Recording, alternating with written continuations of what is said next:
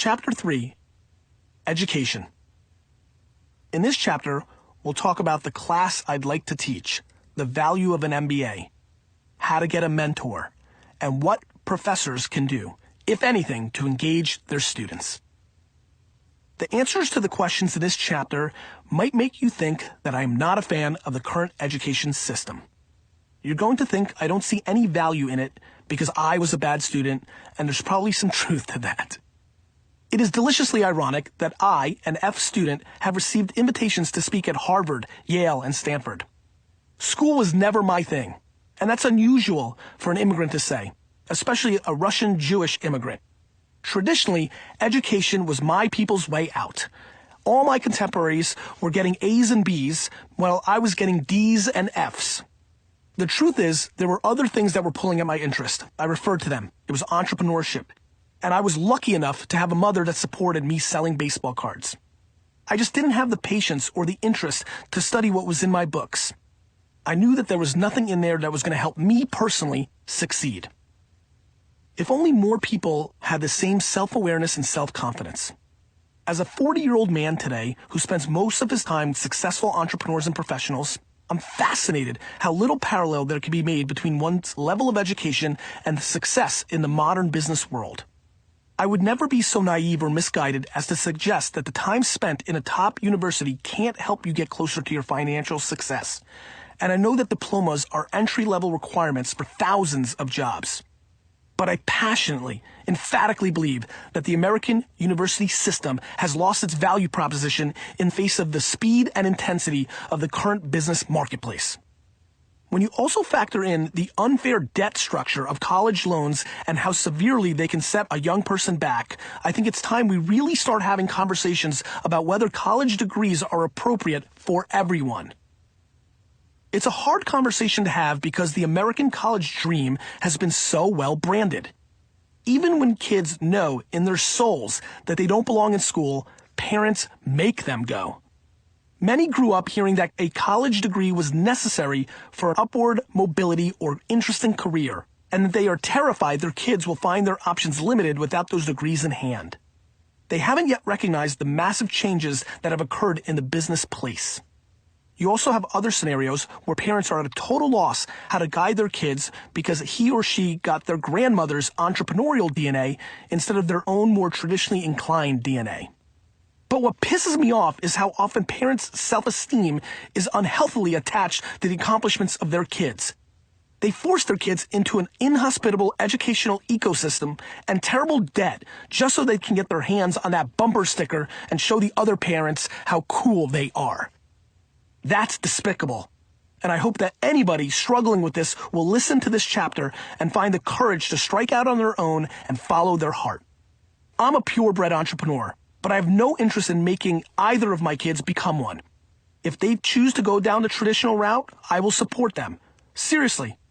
Truly. By the time my kids will be of college age, the free education that will be available on the internet will be incredible. My kids' generation may be the last generation that holds university to such high esteem. If you're lucky enough that you can afford to go to school just to soak up the experience, network, or expand your horizons and ideas, be my guest. But today you can go to an incubator to network and you can travel to expand your horizons. Why do you have to incur debt? Debt that you can't even declare bankruptcy against. By the way, you might even be paid to do those things. One thing's for certain. College will not properly train you to be a primetime player in today's business environment, and anything you might learn there about marketing or social media is already way too obsolete. The entire market moves at such a speed that even great entrepreneurs have a hard time keeping up with it. Within a month of your graduation, there will always be a new platform, a new app, a new channel for doing business that didn't exist before. Nothing except hustle, prescience, good instincts, time, and patience is going to help you master them. And none of those things can be taught anywhere except the school of life. Hi guys, this is Adam Braun, founder of Pencils of Promise and New York Times best-selling author, and also great friend of the one and only Gary Vaynerchuk, and I'm so excited to be reading the next 10 questions in the Ask Gary Vee book. So let's get into it. 1. If you could create and teach your own college or high school course, what would you name the class and how would you teach it? Adam, thanks for doing this for me, brother. Love you. Adam Braun, big Jets fan, so that alone gets me excited to answer these questions. I would call my course Why You Shouldn't Have Signed Up for This Course in the First Place. It would be a course on entrepreneurship, and I basically scold my students every single day until they were out of my class on the fact that entrepreneurship can't be taught. So after a couple of weeks maybe of scolding and motivating, I'd probably take the rest of the course to actually do something. Turn them into actual practitioners. Instead of them regurgitating some of my one-liners, I would actually force them to figure out how to make an app, or force them to how to make content for Facebook, or teach them and then watch them make Snapchat stories. I would turn all of them into practitioners instead of students. I am a 14-year-old. I want to be an entrepreneur, but I don't know where to start. What action should I be taking as a kid? You know, this question's interesting because I think you're asking me, I want to be an executive or a manager or an operator, because an entrepreneur as a 14-year-old isn't stopped by anything except his or her actions. I would start selling crap out of your room to other kids in the school. You know, back in the day, entrepreneurs in my time were buying blow pops at 7-Eleven and then flipping them in school. Later, they were ripping music off of Napster and selling CDs in school. Entrepreneurs as kids have always executed. I was baseball cards, you need to be whatever you want. Pokemon, iPhone case covers, I don't give a rat's ass. I think you're asking me how to be an executive. What can I do now to eventually execute? Instead of actually being an entrepreneur now, take something and sell it. I read Think and Grow Rich, and it changed my life in a positive way. Have you read any books that influenced you? All right, let's just get right into it. I'm sure you're about to pull over and tweet me or make a Snapchat story or what have you. At this point, I've now written 5 books, 1 wine book, 4 business books, and I'm starting to get very close to the number of books that I've read. I don't read books, though something very strange happened, and this is going to throw a lot of you hardcore fans for a curveball. On my recent vacation just a couple months ago, I listened to my first audiobook. So pretty ironic. The people behind the screen are going crazy. It's exciting. So, by the way, I also realized you can listen in 2 times speed. So if you're listening to me in 2 times speed, buckle your seatbelts. Anyway, the answer is no. But that's because the only real skill I have is consuming consumer behavior, meaning the way I learn is by doing and watching. I learned the things that many people learn in reading by standing on the floor at Wine Library for 10 hours a day for 20 years, right? I learn by actually doing social media and then teaching people how to do it. That's just how I learn. I actually am jealous and envious of so many of you that are able to actually learn by consuming through your ears or your eyes information. If I could do that, I would probably be more successful. It's just not in me. So at the end of the day, the answer is no. What advice would you give to a high school senior in America who's trying to decide whether or not to go to college, and which one? In 2016, if you are an entrepreneur and you're going to run a business, I would recommend to not go to college unless your parents are paying for it and you just want to go have some fun and party and hook up and all that good stuff, then I highly recommend it. But if you really want to start honing in on your skills, go and start doing it because you're capable of it. On the flip side, if you want to be a lawyer or a doctor or many of the other things that take a college degree to become that thing, then you pick the best possible college that will take you, that allows you to get the job of your dreams. So, if you want to become an employee and work somewhere, I recommend it. It will help you. If you want to do something on your own, I highly discourage you to do it unless you're doing it for the work-life balance of having 4 more years of playing video games and parties and all that crap, which, oh, by the way, now that I'm 40, I probably should have done a little bit more of that, so keep that in mind. I feel as though online courses are usurping traditional education in a big way. Do you see this happening, and is there money to be made? Big fat yes.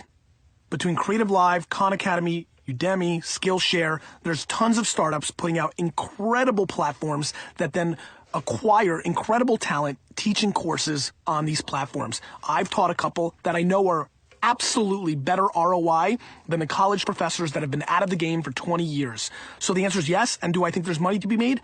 Absolutely. I see massive fragmentation over the next 20 years where you can teach your chef course on your own website because people are used to this, or you can pay a vig to a platform if you're not big enough, or you can start off being not big enough, let a platform get 50% of the action because you're on it, and then when you get big enough, you can do it yourself and make lots of money. I'm a huge fan of this, and let me explain another thing. On this education thing, remember, how people judge is what brings value to the equation. Let me explain that statement. Because the decision makers in business today value a diploma from Michigan or Wisconsin, or highly value Yale or Columbia or Harvard. That's why it's valuable.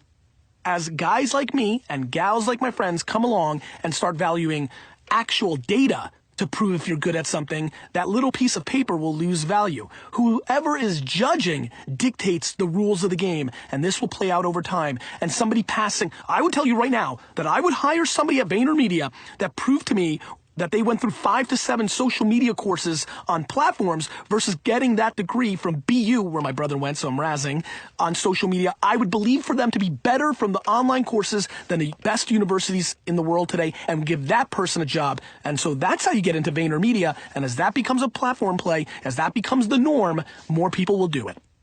What's the last new skill you learned as a result of taking an interest in someone else's hobby or job?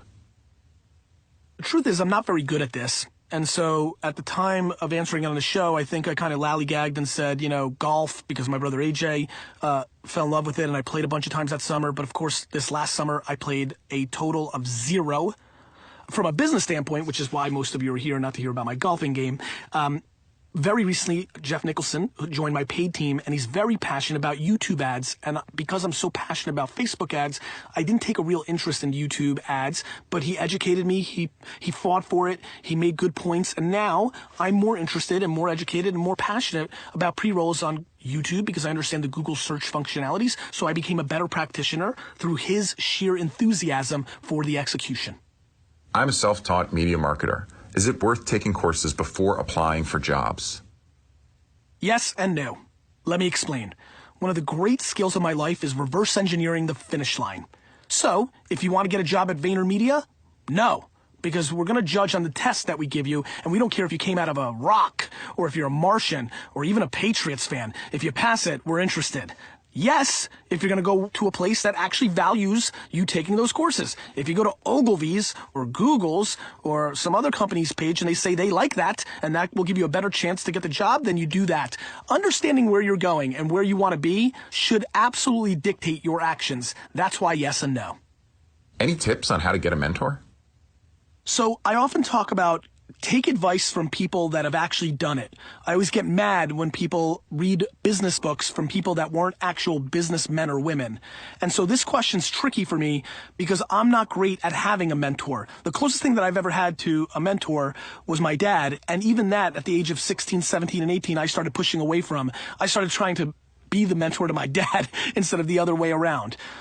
Much like many of my answers, I think you go out and grab it. And I think another thing that you need to think about is actually providing value to the other person. How are you going to get Mark Cuban or Damon John or Gary Vaynerchuk or Tim Ferriss or anybody else to be your mentor? How are you going to get Jack Welch, one of the greatest CEOs, to be your mentor? The answer may lie in listening instead of talking. Let me explain. I think one of the best ways to get a mentor is to go on Twitter and find the 5 to 10 people that are your dream mentors and watch what they're talking about. Find out what matters to them. For example, let's use real life examples. Damon John right now is promoting his book. Right now, if you could provide value to him selling more books by saying, I will follow you around for 16 hours a day and I will do anything you say, but by just being around you, I will soak up things that will teach me. I think that people always want things and instead they don't think that they can provide value. Unbelievable, iconic business people are actually more open to having somebody to mentor when they have something of need of that moment. I run through times where I don't need it at all and I would not be open to it and I get 1,000 emails and I won't look for it. But at times where I'm promoting or I'm scaling, I may because I say, look, there's a value exchange here. So I think the best way to get a mentor is first to shoot high.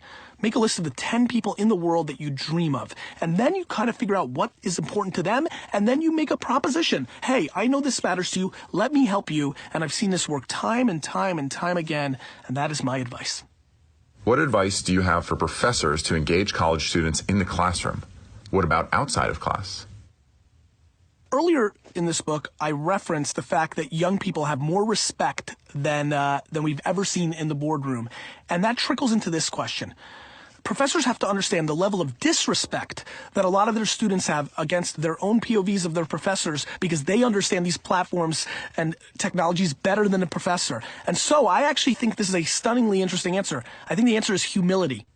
I think that one of the number one things that professors need to do is actually have enough humility to acknowledge that the classroom may know more about Yik Yak or Musical.ly or Snapchat. However, these professors should know much more about the principles and the tried and true, and they should take the theses and deploy them against the transactional actions of the modern marketplace. And so they should create an environment where they're open with their classroom. Then tactically, by establishing that trust, they can start actually engaging with their students on some of these platforms, creating events where they're all learning together. Use that momentum to reach out to entrepreneurs to come in. For example, some of the best courses I've ever taught were because professors used their classroom to hit me up on Twitter and beg me to come to the university and give a talk. And so it all took the humility of the professor, and I see this every day, not saying, well, I know and you don't, or Facebook will never amount to anything, which was so cliche. And so that religious point of view first, and then tactically to engage, once you have that trust, you can do a ton of tactics underneath that, like start Facebook groups, Snapchat with your students, a million different things that create relevancy and get them into practice of being a practitioner of that marketing instead of just hearing about it. I'm 10 years old. Which one of your books should I read first, and when should I read it? I can't decide. You should read this one, because it's the one that I want to sell right now, because it's the newest one. The truth is, Ask Gary Vee, I hope a lot of you see this, is kind of like a Crush It 2.0. Crush It was clearly, look, the first book you put out probably in a lot of ways is your biggest truth at that point, because it's all pent up. And then you kind of go from that North Star and you talk about other things. Ask Gary Vee, this is my most complete view on not only the tactics, but the mentality, the strategy around business and entrepreneurship. So I do believe that this book right now, a very meta answer, is the answer. I do believe that jab, jab, jab, right hook is a very black and white. The reason there is no audiobook, the only one of mine that there isn't, is it's so tactical, it's so visual that I didn't think there was value in the audiobook. It would just be such a disconnect. So I would say after getting the thesis and the strategy and blueprint from this book to go to jab, jab, jab, right hook, because it's the most modern around actual practitioner executions. Hey, it's Thenlin again. Remember me? Here's another question. Morale in public education is at an all-time low right now. How do we create a thank you economy despite government mandates, curricula that aren't effective today, no funding, and most of all, high stress and pressure on teachers? Hey, Steve, great to hear from you again. Thanks for jumping in. Steve, listeners, I got bad news, and my sister is a teacher. The answer is, you can't. The machine is too broken. It's too big. The thought that we can switch all those things right now, government, history, infrastructure, legacy, it's just not going to happen. What's going to happen is what happens in business, which is something comes along and disrupts it. A car was invented, which disrupted the horse and buggy.